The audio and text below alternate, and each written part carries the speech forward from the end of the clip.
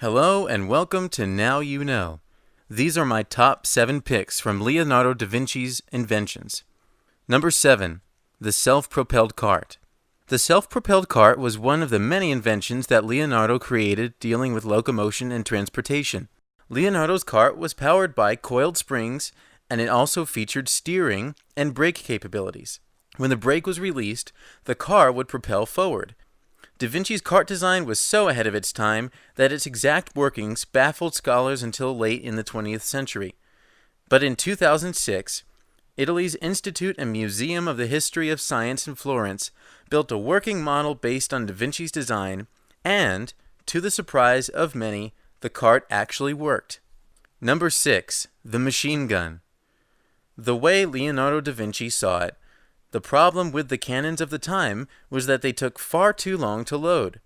His solution to that problem was to build multi-barreled guns that could be loaded and fired simultaneously. While one set of cannons was being fired, another set would be cooling and the third set could be loaded. This system allowed soldiers to repeatedly fire without interruption. Leonardo da Vinci's design for the 33-barreled organ is generally regarded as the basis for the modern-day machine gun, a weapon that didn't really develop for commercial use until the 19th century. Number 5. The parachute. Da Vinci made a sketch of the invention with this accompanying description. If a man had a tent made of linen, of which the apertures or openings have all been stopped up, and it be 12 braccia, which is about 23 feet across, and 12 in depth, he will be able to throw himself down from any great height without suffering any injury. Daredevil Adrian Nichols constructed a prototype based on Da Vinci's design and tested it. Despite skepticism from experts, Da Vinci's design worked as intended, and Nichols even noted that it had a smoother ride than the modern parachute. Number 4. The robot knight. Designed for a pageant in Milan, which the Duke had put Leonardo in charge of overseeing, the robot knight consisted of a knight suit filled with gears and wheels that were connected to an elaborate pulley and cable system. Through these mechanisms, Da Vinci's robot knight was capable of independent motion, sitting down, standing up, moving its head, and lifting its visor. Using several different Da Vinci drawings as blueprints, roboticist Mark Roshim built a prototype of the robotic knight in 2002, which was able to walk and wave. Number 3. The diving suit.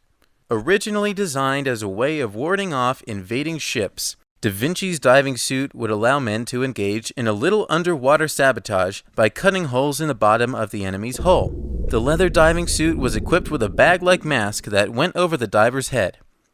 Attached to the mask, around the nose area, were 2 cane tubes that led up to a cork diving bell floating on the surface.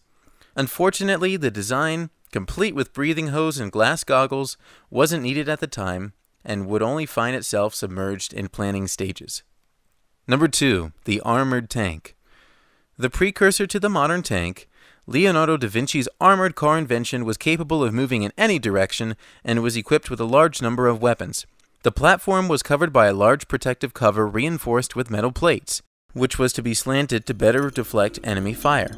The motion of the machine was to be powered by 8 men inside of the tank who would constantly turn cranks to spin the wheels. Despite its elaborate design, Da Vinci's tank has a major flaw. The powering cranks went in opposite directions. This made forward motion impossible. Scholars suggest that Da Vinci, a pacifist at heart, may have inserted the flaw intentionally to discourage the war machine from ever being built.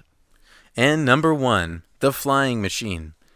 One of Da Vinci's most famous inventions, the flying machine, also known as the ornithopter, ideally displays his powers of observation and imagination. It had a wingspan that exceeded 33 feet, and the frame was to be made of pine covered in raw silk to create a light but sturdy membrane. To power the wings, the pilot would pedal a crank connected to a rod and pulley system. The machine also had a hand crank for increased energy output and a headpiece for steering. Unfortunately, while the flying machine may have flown once it was in the air, a person could never have created enough power to get the device off the ground. You are no longer ignorant concerning these matters. Now you know. Thank you for watching.